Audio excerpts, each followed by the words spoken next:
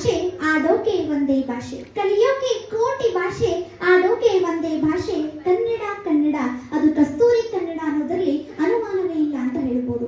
ಕನ್ನಡ ಕನ್ನಡ ಅಂದ್ರೆ ಏನು ಅಂತ ನೋಡೋದಾದ್ರೆ ಮೊದಲಾಗಿ ಕನ್ನಡ ಅಂದ್ರೆ ಏನು ಅಂತ ತಿಳ್ಕೊಳ್ಬೇಕು. ನಾವೆಲ್ಲರೂ ಕನ್ನಡಿಗರಾಗಿ ಕನ್ನಡ ಅಂದ್ರೆ ಏನು ಅಂತ ನೋಡೋದಾದ್ರೆ ಕ ಅಂದ್ರೆ ಕಷ್ಟದಲ್ಲೂ, ನ ಅಂದ್ರೆ ನಡೆಯುವುದನ್ನ, ನಗುವುದನ್ನ, ದ ಅಂದ್ರೆ ದಡ್ಡನಿಗೂ ಹೇಳಿಕೊಟ್ಟಂತ ಭಾಷೆ ಇಡೀ ಜಗತ್ತಲ್ಲಿ ಯಾವ್ದಾದ್ರು ಇದ್ರೆ ಅದು ನಮ್ಮ ಕನ್ನಡ ಭಾಷೆ ಅನ್ನೋದ್ರಲ್ಲಿ ಅನುಮಾನವೇ ಇಲ್ಲ ಅಂತ ಹೇಳ್ಬೋದು. ನೋಡಿ, ಅಂತ ಕನ್ನಡ ಭಾಷೆಯ ಕನ್ನಡ ಮಾತಾಗಿರ್ತಕ್ಕಂಥ ಭುವನೇಶ್ವರಿ ದೇವಿ ಅಂತ ತಗೊಂಡಾಗ ಯಾರು ಈಕೆ ಅಂತ ನೋಡೋದಾದ್ರೆ ಭುವನೇಶ್ವರಿ. ಈಕೆ ಹೆಸರಿನಲ್ಲೇ ಇದೆ.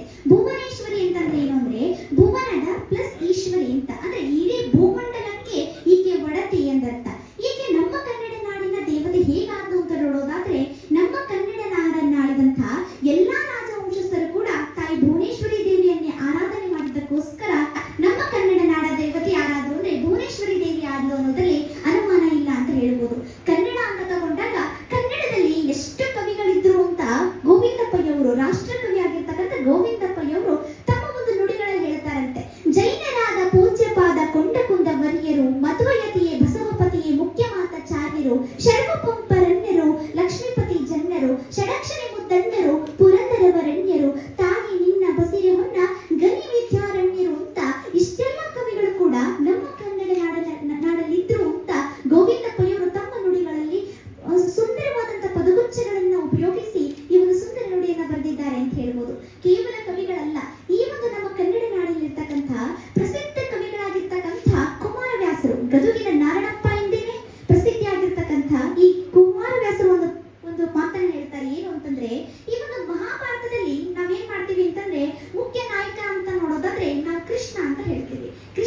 ಈ ಕೃಷ್ಣ ಯಾರು ಅಥವಾ ಈ ಕೃಷ್ಣನಿಗೆ ಎಷ್ಟೆಲ್ಲ ಸಂಬಂಧಗಳನ್ನ ಕೂಡಿಸಿ ಈ ಒಂದು ಕುಮಾರವ್ಯಾಸ ಹೇಳ್ತಾರೆ ಅಂತಂದ್ರೆ ವೇದ ಪುರುಷನ ಸುತನ ಸಹೋದರನ ಹೆಮ್ಮಗನ ಮಗನ ತಲೋದರಿಯ ಮಾತುಳನ ರೂಪನ ಅತುಳ ಬಲ ಭುಜದಿ ಕಾಲಿಗೆಲ್ಲಿದನ ಅಣ್ಣನ ಅವ್ವೆಯ ನಾದಿನಿಯ ಜಠರದಲ್ಲಿ ಜನಿಸಿದ ಅನಾದಿ ಮೂರ್ತಿ ಗದುಗಿನ ವೀರನಾರಾಯಣ ಅಂತ ಹೇಳ್ತಾರೆ.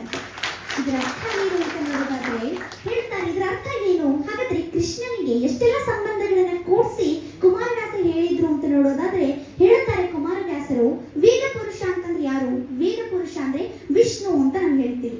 ವಿಷ್ಣುವಿನ ಮಗ ಬ್ರಹ್ಮ, ಬ್ರಹ್ಮನ ಮಗ ನಾರದ, ನಾರದನ ಅಣ್ಣ ಮರೀಚಿಯ ಮೊಮ್ಮಗ ಇಂದ್ರನ ಮಗ ಅರ್ಜುನ, ಅರ್ಜುನನ ಹೆಂಡತಿ ಸುಭದ್ರಾಳ ಮಾವ ಕಂಸನ ಮಾವ ಜರಾಸಂಧನನ್ನ ಕೊಂದವನು ಭೀಮನ ಅಣ್ಣ ಯುಧಿಷ್ಠಿರನ ತಾಯಿ ಕುಂತಿಯ ನಾದನಿ ದೇವಕಿಯ ಮಗ ಕೃಷ್ಣ ಅಂತ ಇಷ್ಟೆಲ್ಲ ಅರ್ಥವನ್ನ ಕೂಡಿಸಿ ಹೇಳಲಿಕ್ಕೆ ಕೇವಲ ನಮ್ಮ ಕನ್ನಡದಲ್ಲಿ ಮಾತ್ರ ಸಾಧ್ಯ, ಬೇರೆ ಯಾವ ಭಾಷೆಯಲ್ಲಿ ಸಾಧ್ಯ ಇಲ್ಲ ಅಂತ ಹೇಳ್ಬೋದು. ಇದಷ್ಟೇ ಅಲ್ಲ, ಅದಕ್ಕೋಸ್ಕರ ನಮ್ಮ ಕನ್ನಡದಲ್ಲಿ ಜ್ಞಾನಪೀಠ ಪ್ರಶಸ್ತಿ ಪುರಸ್ಕೃತರಾಗಿರ್ತಕ್ಕಂಥ ದರಾ ಬೇಂದ್ರೆ ಅವರು ಯಾರು ಕೇಳಿದ್ರಂತೆ, ಅಲ್ಲ ನೀವೆಷ್ಟು ಚೆನ್ನಾಗಿ ಪದ್ಯ ಬರೆದಿರಿ ಕನ್ನಡದೊಳಗೆ ಅಂತ ಕೇಳಿದಾಗ ದರಾ ಬೇಂದ್ರೆ ಅವರು ಹೇಳ್ತಾರಂತೆ, ನಾನು ಕನ್ನಡದಲ್ಲಿ ಚೆನ್ನಾಗಿ ಪದ್ಯ ಬರೆದಿಲ್ಲ, ಪದ್ಯ ಬರೀಲಿಕ್ಕೆ ಕನ್ನಡನೇ ಚೆನ್ನಾಗೈತಿ ಏನ್ ಮಾಡಿದ್ರು ಅಂತಂದ್ರೆ ದರಾ ಬೇಂದ್ರೆ ಅವರು ಹೇಳಿದ್ರು ಅಂತ.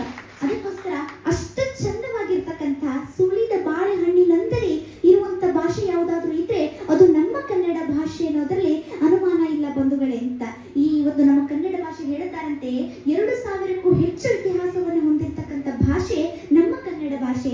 99.99% ತರ್ಕಬದ್ಧ ಹಾಗೂ ವೈಜ್ಞಾನಿಕವಾದಂತಹ ಭಾಷೆಯೂ ಕೂಡ ನಮ್ಮ ಕನ್ನಡ ಭಾಷೆ ಹೌದು ಅಂತ. ಇದಕ್ಕೆ ಒಂದೇ ಒಂದು ಉದಾಹರಣೆ ಕೊಡೋದಾದ್ರೆ ನಮ್ಮ ಕನ್ನಡ ಭಾಷೆ ಯಾವಾಗ ಹುಟ್ಟಿತ್ತು ಅಂತಂದ್ರೆ ಶಿವಾಪಾರ್ವತಿ ಅವರು ಇದ್ದಿದ್ದ ಕಾಲದಲ್ಲಿ ನಮ್ಮ ಕನ್ನಡ ಹುಟ್ಟಿತ್ತು ಅಂತ ಹೇಳ್ತಾರೆ. ಯಾಕೆ ಅಂತಂದ್ರೆ ನಮ್ಮ ಕನ್ನಡದ ಸ್ವರಾಕ್ಷರಗಳು ಹೇಗೆ ರಚನೆ ಆದವು ಅಂತ ಕೇಳಿದಾಗ ಹೇಳ್ತಾರೆ, ಈ ಒಂದು ಶಿವನ ಡಮರುವಿನಿಂದ ಬಂದಂತಹ ಶಬ್ದಗಳನ್ನ ಪಾಣಿನಿ ಹನುಮಂತನ ವಿದ್ವಾಂಸ ಅವುಗಳನ್ನ ಆಧರಿಸಿ ಸ್ವರಾಕ್ಷರಗಳನ್ನ ನಿರ್ಮಾಣ ಮಾಡಿದ್ದಾನೆ ಅಂತ.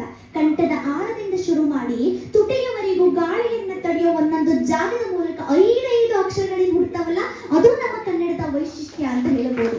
ನೋಡಿ, ಓದಿದ್ದನ್ನ ಬರೆಯುವಂತಹ, ಬರೆದಿದ್ದನ್ನ ಓದುವಂತಹ, ಮಾತನಾಡಿದ್ದನ್ನ ಬರೆಯುವಂತಹ ಸಾಮರ್ಥ್ಯ ಇರೋ ಭಾಷೆ ನಮ್ಮ ಕನ್ನಡ ಅನ್ನೋದ್ರಲ್ಲಿ ಅನುಮಾನವೇ ಇಲ್ಲ ಅಂತ.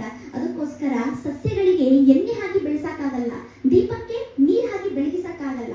ಅದೇ ರೀತಿ ನಮ್ಮ ಕನ್ನಡ ಭಾಷೆಯನ್ನು ಕೂಡ ಯಾವುದೋ ತೆಲುಗುದಲ್ಲೋ, ಮರಾಠಿಯಲ್ಲೋ, ಇಂಗ್ಲಿಷ್ನಲ್ಲೋ, ಆಂಗ್ಲದಲ್ಲೋ ನಾವು ಯಾವುದೋ ಒಂದು ಆಂಧ್ರ ಭಾಷೆಯನ್ನು ಮಾತಾಡಿ ನಮ್ಮ ಕನ್ನಡವನ್ನ ಬೆಳೆಸಕ್ಕಾಗಲ್ಲ. ನಮ್ಮ ಕನ್ನಡವನ್ನ ಬೆಳೆಸಬೇಕು ಅಂದ್ರೆ ಕನ್ನಡದಲ್ಲೇ ಮಾತನಾಡಬೇಕು ಅಂತ ಹೇಳ್ಬೋದು. ಅದಕ್ಕೋಸ್ಕರ ನಾವು ನೀವು ಕನ್ನಡಿಗರಾಗಿದ್ದಕ್ಕೋಸ್ಕರ ಈ ಒಂದು ಕನ್ನಡವನ್ನ ಉಳಿಸೋಣ, ಕನ್ನಡವನ್ನ ಬೆಳೆಸೋಣ ಅಂತ ಹೇಳ್ತೇನೆ.